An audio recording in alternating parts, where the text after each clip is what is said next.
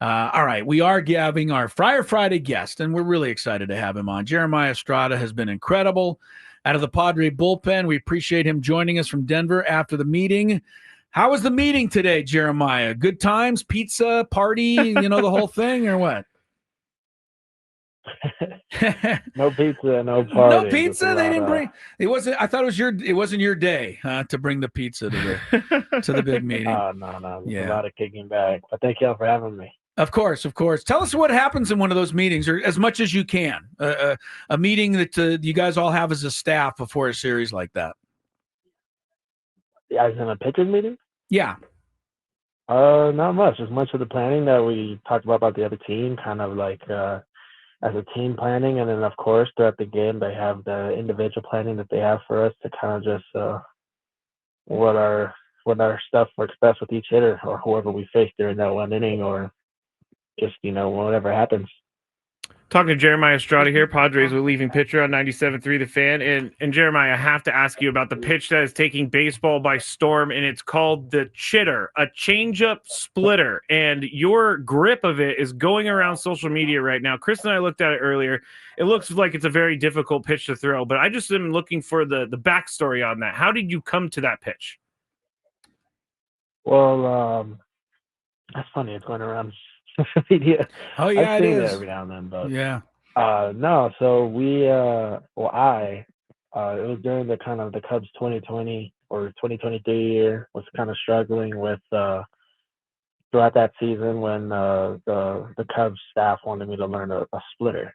They had told me to get rid of my changeup that I felt helped me get drafted, and they told me to get rid of it because I was striking out more guys with the fastball sliders. So I listened, as any other minor leaguer would listen to any big league coach to just spend time in the big leagues. But once I got up there, things were going well, and then all of a sudden they were just like, "Hey, let's teach you kind of like a splitter to a forkball." And I told them, I was like, "I got to change up, but like you guys tell me to stop, but you know what? I'm gonna keep throwing it, or I'll try to throw it because I want to be a big leaguer." It went nowhere. It was in front of my arm and it just was not working. And then I started kind of performing bad after that, with just kind of just like elbow information and just forearm information. And within a week, I couldn't figure it out, and they optioned me. Oh man! And told me to go figure it out in AAA. So as that happened, just did not work out whatsoever. Took about a month, couldn't figure it out. Things were just kind of going bad, and then we had that All-Star break, and things were just kind of just like not a light at the tunnel at that point. But when it got to that point, it was where they were trying to option me to AA, and I was like, no, I need to figure myself out. Like, I'm sorry to tell you guys no, but I gotta figure me out. Like, I've done a lot of what you guys have told me, and as an athlete, no one's gonna know anything better on how that guy's gonna feel than himself. Only you are gonna know what feels good within what you're doing. So I told them, kind of, you guys just give me a break, like let me do my thing. And then they were asking me what I wanted to do, and I told them, can you guys just send me to Arizona so I can figure myself out? And they didn't like that, and they did. And as soon as that happened, they told me, like, hey, here you go, give yourself a couple of weeks. You don't have to show up to the facility. Like, take your time. It's been a long year. We know you're struggling. I'm like, no, I'll be there tomorrow to get to work. Yeah, there you go. And within that time, I'd just been trying to figure out another off-speed pitch. Yeah, like a changeup or a splitter, and changeup didn't work. Their splitter didn't work, and then one day I was just like, let me try to stick it between the ring finger and the middle finger, kind of like a Vulcan. And then I tried the Vulcan, it didn't work. And then I kind of just like mixed in my old changeup within kind of like the splitter wave, because they had showed me a grip wise on how to throw that splitter, and I was like, why don't I do this, but like kind of make it look like a circle change, but with both of my fingers on the left circled, and then the ring finger and my pinky will stay on top. If you guys know what I mean. Yeah. We've seen the pictures. Yeah, it's amazing. Yeah, and I was just throwing it in my living room or in my hotel room at the time, figuring it out and throwing it up at the roof like any other baseball player does with the baseball, laying on the bed. And wow. I showed up to the field next day, and I was like, hey, can I try this out? And they're like, what the heck is that? How are you going to throw that? And I was like, I don't know, but we're going to see. It feels good in the hand, because at any as a pitcher, all you care about is feel. It's nothing about other than feel.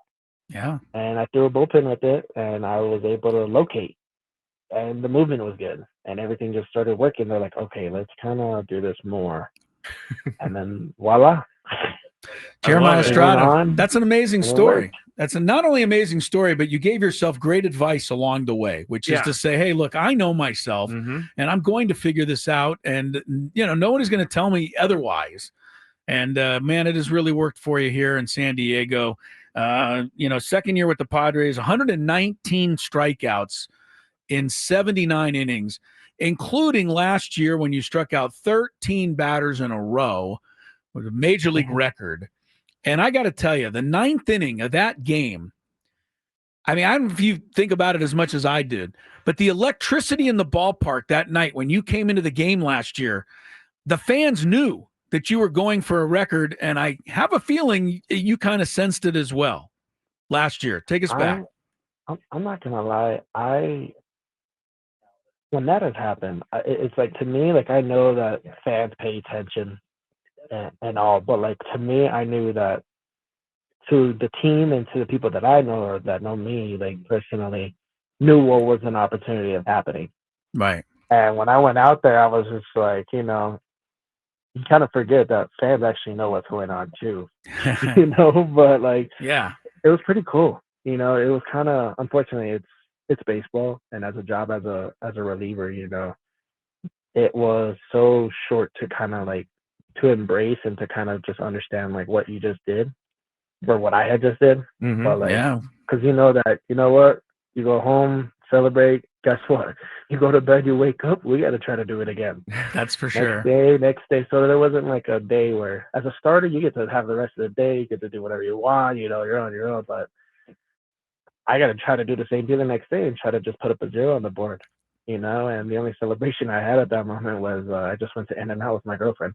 Hey, that works. In-N-Out is great. It's a Yeah, celebration. that's a great celebration. I've a celebration I've used often. So what honestly. did you order?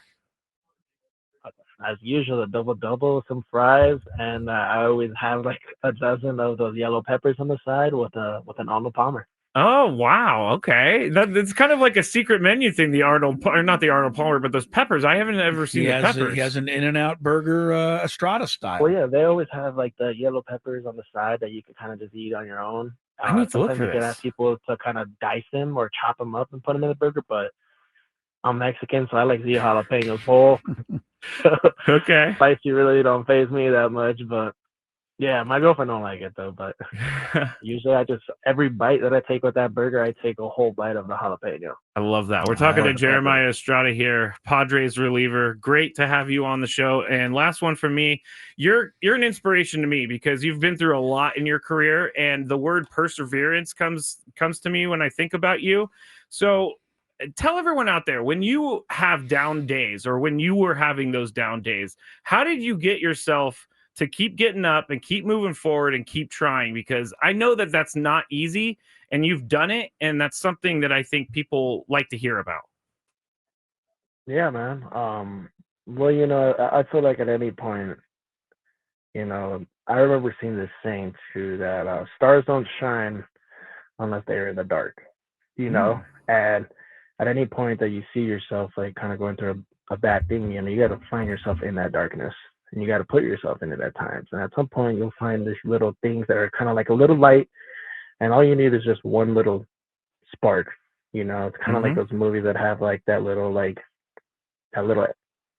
you know what I'm saying, like a little cave, and then all of a sudden a rock falls, and all of a sudden you see like a little light in between the rocks, which means you're close to the surface. A little light pokes through. Yes. You're looking for the light. Yeah.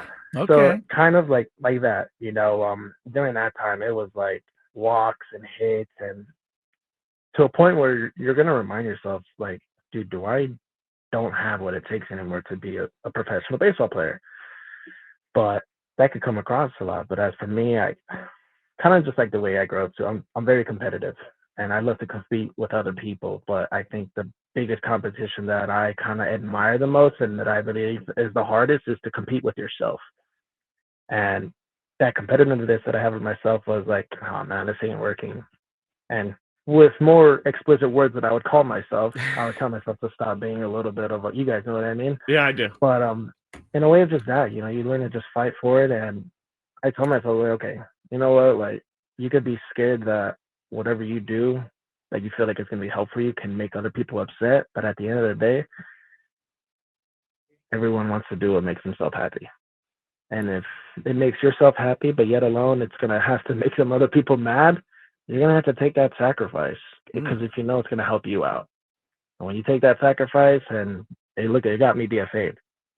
Okay. And next thing you know, Padres picked me up and dreams come true. I love Words of wisdom. I got chills, honestly. Very good words of wisdom from Jeremiah Estrada. We appreciate you dropping all that stuff on us, Jeremiah. I think it's inspirational, not only to you, Matt, but to everybody listening. For those who don't know, Jeremiah is an Aztec for life. Not San Diego State, but Palm Desert, the Aztecs. He's an Aztec. So, hey, we love watching you, Jeremiah. Continued great success. Thanks for joining us, sir.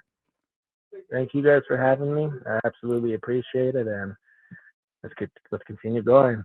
Keep it going. Absolutely. Indeed, for sure. Jeremiah Estrada doing a great job there from Denver, and he's our Friday interview today.